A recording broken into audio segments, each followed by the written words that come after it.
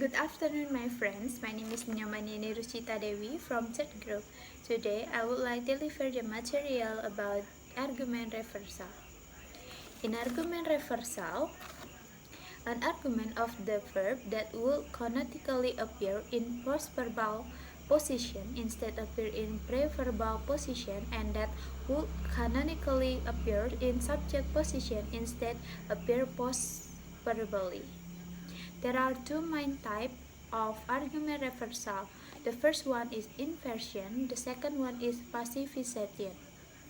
Inversion refers to several of the scientifically correct order of subject, verb, and object in a sentence, or grammatical construction when two examples switch their canonical order of appearance.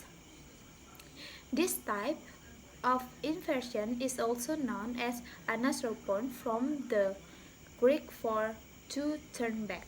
In English, there is a fairly strict order in which sentences are constructed, generally subject, verb, and object.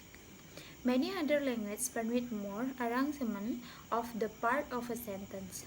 For example, it is scientifically correct to say, "Yesterday I saw a sheep." An inversion of this sentence could be, "Yesterday a sheep I saw." And for the next, about passivization. Passivization is a term used in grammar to refer to the transformation of an active sentence into a passive one. An active is one with a subject, verb, object, and basic patterns, such as John hit Mary. Here, John, the subject, performed the act of hitting on Mary, the object. When the same sentence is transformed into a passive, Mary was hit by John, it is structure changed to subject. Verb adverbial where the adverbial by John, in this case, is optional.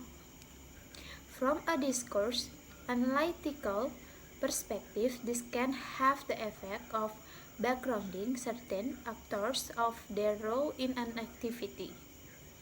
I think that's all. My explanation about argument reversal. Thank you for having me.